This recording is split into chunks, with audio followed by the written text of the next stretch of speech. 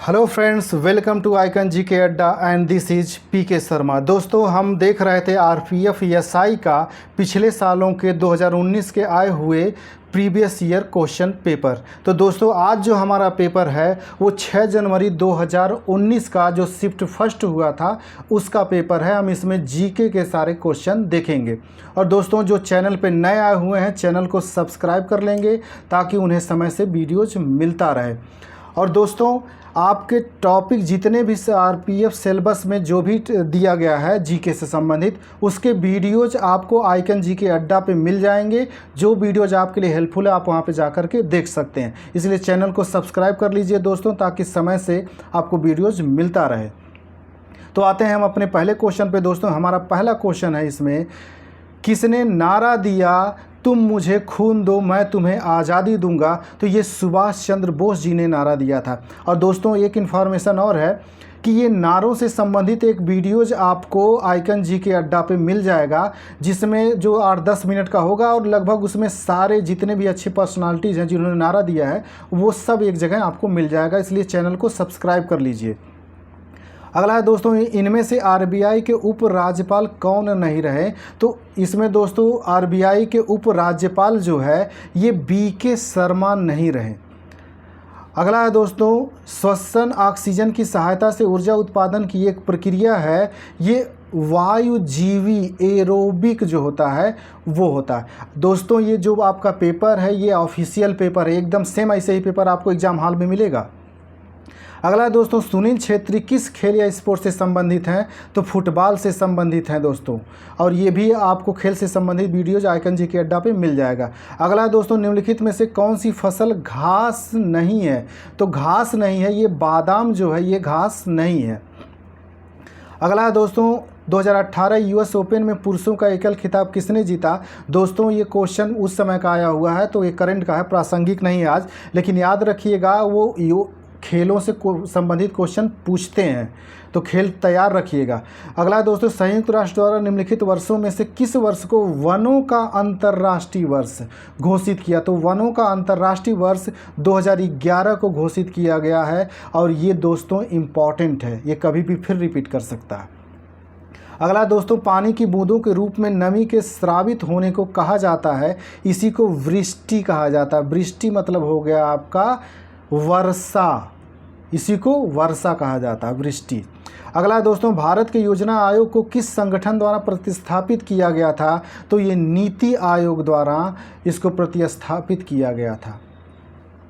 अगला है दोस्तों, मलेशिया की मुद्रा का नाम क्या है? तो दोस्तों, मलेशिया की मुद्रा का नाम मलेशिया रिंगिट होता है, मलेशिया रिंगिट। और दोस्तों, राजधानी और मुद्रा से संबंधित एक वीडियोज पड़ा हुआ है आइकन जी के अड्डा पे, आप जाके देख लीजिए। ये सब जितने क्वेश्चन आए हुए हैं सब आपको वहाँ पे मिल जाएंगे। अगला दोस्तों, राष्ट्रीय प्रबंधन संस्थान NIBM कहाँ है? तो राष्ट्रीय प्रबंधन संस्थान जो है ये मुंबई के पुणे में है दोस्तों। अगला क्वेश्चन है दोस्तों, विद्युत में केसीएल का पूर्ण रूप क्या है? तो विद्युत में केसीएल का पूर्ण रूप होता है किरचॉफ का धारा नियम। अगला दोस्तों, कौन सा स्वतंत्रता सेनानी लोकप्रिय रूप से लोक नायक के रूप में जाना जाता है? तो जयप्रकाश नारायण जी लोक नायक के रूप में जाने जाते हैं। अगला दोस्तों, क्या भारत के राष्ट्रपति ने अब तक वित्तीय आपातकाल घोषित किया है? कभी नहीं दोस्तों, वित्तीय आपात अभी तक घोषित नहीं किया गया। एक फैक्ट जान लीजिए दोस्तों, राष्ट्रीय आपात अनुच्छेद 352 में है, संवैधानिक तंत्र की विफलता 356 में है, और वित्तीय आपात जिससे आपका एक क्वेश्चन है अनुच्छेद 360 में दिया गया। ये तीनों अनुच्छेद याद रखिएगा, 352, 356, 360। अगला है दोस्तों, लाहौर सत्र कब आयोजित हुआ था? तो लाहौर सत्र दोस्तों 1929 में आयोजित हुआ था। और एक क्वेश्चन ये भी पूछता है कि लाहौर सत्र की अध्यक्षता किसने की थी? तो इसकी अध्यक्षता जवाहरलाल नेहरू ने किया था दोस्तों, और ये भी कई बार पूछा गया है। 1929 में हुआ था, जवाहरलाल नेहरू इसके अध्यक्ष थे। अगला दोस्तों, सचिन तेंदुलकर ने किस टीम के खिलाफ अपना 100वां अंतर्राष्ट्रीय शतक लगाया? तो ये बांग्लादेश के खिलाफ लगाए थे दोस्तों। और क्रिकेट से आपके क्वेश्चन आता है करंट में दोस्तों, क्रिकेट तैयार रखिएगा। निम्नलिखित में से किस देश में सेंट जॉर्ज पार्क स्टेडियम है दोस्तों? तो ये दक्षिण अफ्रीका में सेंट जॉर्ज पार्क स्टेडियम है।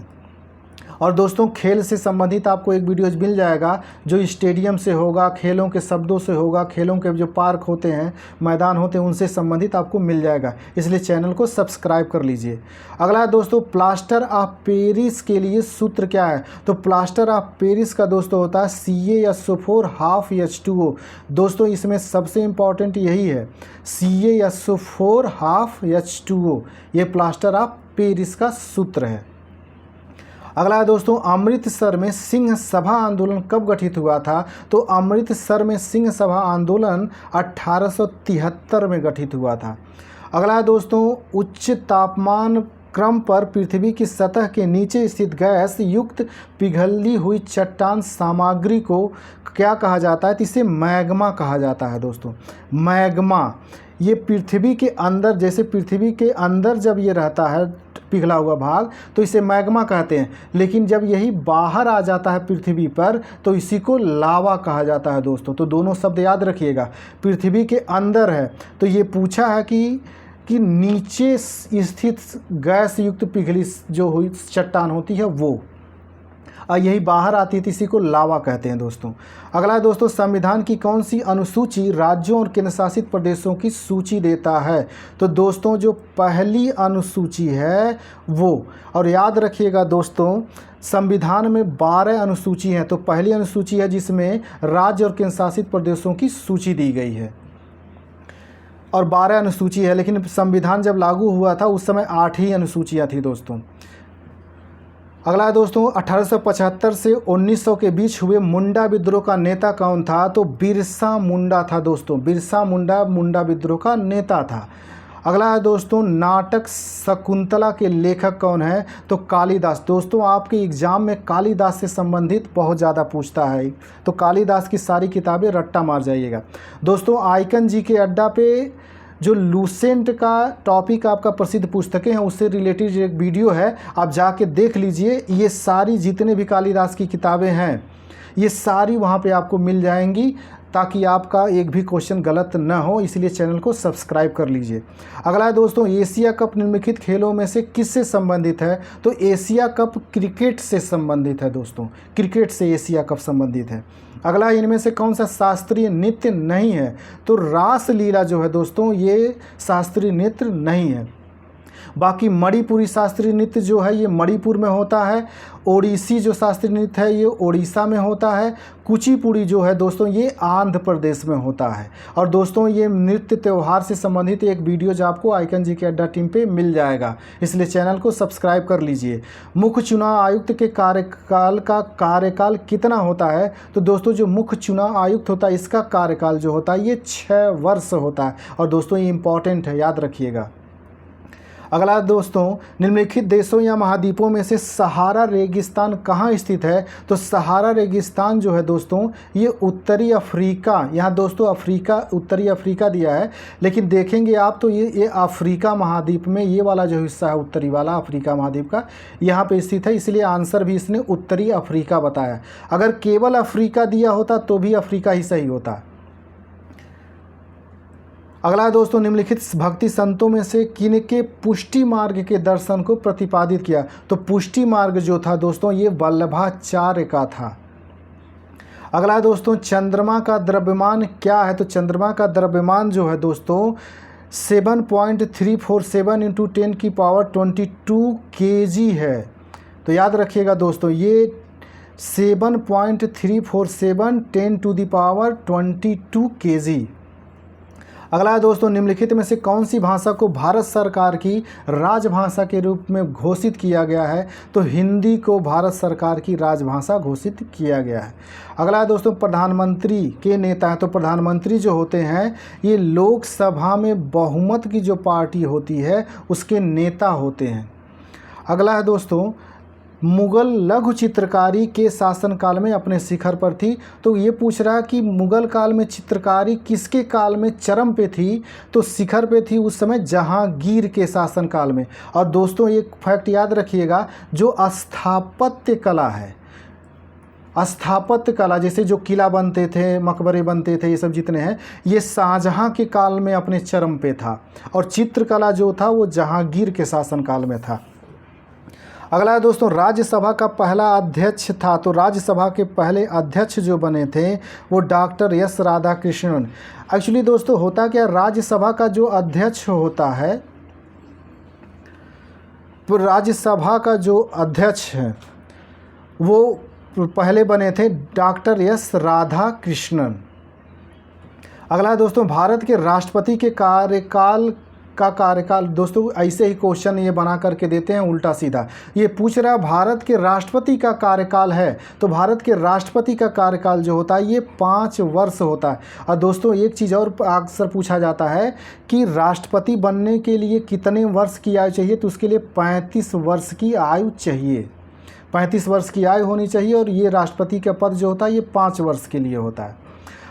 अगला क्वेश्चन है दोस्तों, 2011 की जनगणना के अनुसार भारत के निम्नलिखित राज्यों में से कौन सा निम्नतम लिंग अनुपात है, तो सबसे ज़्यादा कम लिंग अनुपात जो है दोस्तों वो हरियाणा में है। हरियाणा में सबसे कम लिंगानुपात है। अगला दोस्तों, निम्नलिखित में से कौन सा दुनिया में न्यूनतम घनी आबादी वाला स्थान है, तो ग्रीनलैंड जो है दोस्तों ये न्यूनतम घनी आबादी वाला स्थान है। और दोस्तों ये ग्रीनलैंड द्वीप से आपके रेलवे में कई बार क्वेश्चन पूछा गया है कि ग्रीनलैंड किस महाद्वीप के अंतर्गत आता है, तो ये उत्तरी अमेरिकी महाद्वीप के अंतर्गत आता है। इस पर कब्जा किसका है, तो इस पर कब्जा डेनमार्क का है दोस्तों। तो याद रखिएगा ग्रीनलैंड जो है न्यूनतम घनी आबादी वाला स्थान है और उत्तरी अमेरिका महाद्वीप के अंतर्गत ये आता है और डेनमार्क देश का इस पर कब्जा है। अगला दोस्तों, सर्दियों के मौसम में बोई जाने वाली फसलों को कहा जाता है, तो सर्दियों में जो बोई जाती है उन्हें रबी की फसल कहा जाता है। और दोस्तों जो गर्मी में बोई जाती है उन्हें खरीफ की फसल कहा जाता है। और गर्मी और ठंडक के बीच में जो बोई जाती हैं उन्हें जायद कहा जाता है, जायद। तो गर्मी में खरीफ हो गई, रबी जो हो गई ठंडक में, जायद जो हो गई दोनों के बीच में, जब ज़्यादा न ठंड हो गर्मी हो।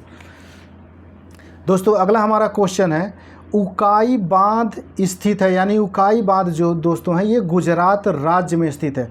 दोस्तों इसी तरह के वीडियोज़ प्राप्त करने के लिए चैनल को सब्सक्राइब कर लीजिए और आपके जितना भी सिलेबस में दिया गया है सारे सिलेबस के अकॉर्डिंग आपको वीडियोज़ आइकन जीके अड्डा टीम पे मिल जाएंगे दोस्तों, तो चैनल को सब्सक्राइब कर लीजिए। अगला दोस्तों, निम्नलिखित में से किस राज्य में हार्नबिल उत्सव मनाया जाता है, तो हार्नबिल उत्सव दोस्तों ये नागालैंड में मनाया जाता है। और उत्सव से संबंधित जो त्यौहार हैं, उत्सव हैं, मेले, इनसे संबंधित एक वीडियोज़ आपको आइकन जीके अड्डा टीम पर मिल जाएगा, इसलिए चैनल को सब्सक्राइब कर लीजिए।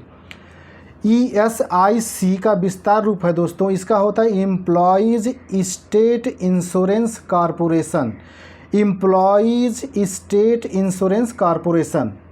अगला दोस्तों, लोकसभा का अध्यक्ष द्वारा चुना जाता है, लोकसभा का अध्यक्ष लोकसभा के सभी सदस्यों द्वारा चुना जाता है।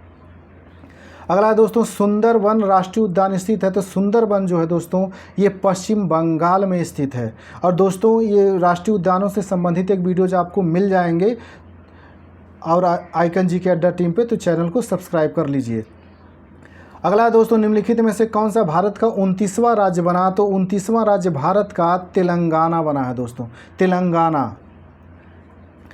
अगला दोस्तों, आवृत्ति फ्रीक्वेंसी के लिए सूत्र क्या है, दोस्तों ये क्वेश्चन आपका रिपीट किया गया है, एक बार और पूछा जा चुका है। तो आवृत्ति फ्रीक्वेंसी का सूत्र 1/आवृत्त काल होता है। अगला दोस्तों, निम्नलिखित में से कौन सा लैक्टिक एसिड का प्राकृतिक स्रोत है, तो लैक्टिक एसिड जो है दोस्तों ये दूध में पाया जाता है। और एक चीज़ याद रखिएगा दोस्तों, कई बार पूछा गया है कि चींटी की जो डंक होती है इसमें फार्मिक एसिड पाया जाता है, चींटी की जो डंक होती है इसमें फार्मिक एसिड पाया जाता है। अगला दोस्तों, कनाडा की राजधानी कौन सी है, तो कनाडा की राजधानी ओटावा होती है। और दोस्तों राजधानी और मुद्रा से संबंधित एक वीडियो हमारे आइकन जीके अड्डा पे पड़ा हुआ है, आप उसको देख लीजिए, ये सारी चीज़ें आपकी क्लियर हो जाएंगी। अगला दोस्तों, पंजाब की राजधानी कौन सी है, तो पंजाब की राजधानी जो है दोस्तों ये चंडीगढ़ है। और दोस्तों इसमें एक चीज़ याद रखिए कि अरुणाचल प्रदेश की ये जो राजधानी है वो ईटानगर होता है, अरुणाचल प्रदेश की राजधानी ईटानगर। और ये दादर नागर हवेली जो होता है दोस्तों, दादर नागर हवेली जो है, ये दादर नागर हवेली की राजधानी जो होती है ये कवरत्ती होती है। हॉकी खिलाड़ी मेजर ध्यानचंद का उपनाम क्या है दोस्तों? इनका उपनाम है जादूगर, जादूगर। अगला दोस्तों, राष्ट्रपति द्वारा लोकसभा में नामित सदस्यों की संख्या होती है। तो दोस्तों जो नामित सदस्यों की संख्या होती है लोकसभा में वो 2 होती है। 2 लोगों को, 2 सदस्यों को नामित करते हैं। और वहीं राज्यसभा में दोस्तों 12 सदस्यों को नामित करते हैं। तो इसके याद रखिएगा, लोकसभा में 2, राज्यसभा में 12। अगला है दोस्तों, हीलियम की परमाणु संख्या क्या है? तो हीलियम की जो परमाणु संख्या होती है वो 2 होती है। हीलियम की जो परमाणु संख्या 2 होती है, He2 4 होता है इसका। तो याद रखिएगा दोस्तों, इसका जो हीलियम की परमाणु संख्या होती है वो 2 होती है। और दोस्तों ये हमारा लास्ट क्वेश्चन था। तो दोस्तों इसी तरह के आपके वीडियोज मिलते रहेंगे। दोस्तों मेरा वीडियोज बाकी के अपेक्षा 2-3 मिनट ज़्यादा हो जाता है, क्योंकि मैं व्याख्या भी बताते चलता हूँ। और आप देखे होंगे अक्सर जो प्रीवियस ईयर के क्वेश्चन हैं उनसे अगल बगल से ही क्वेश्चन आपका पूछ लिया जाता है। इसीलिए दोस्तों थोड़ा सा 2-3 मिनट ज़्यादा हो जाता है, तो आप इस पर घबराइएगा मत। ठीक है दोस्तों, मिलते हैं अगले वीडियोज़ में। तब तक के लिए नमस्कार और चैनल को सब्सक्राइब कर लीजिए।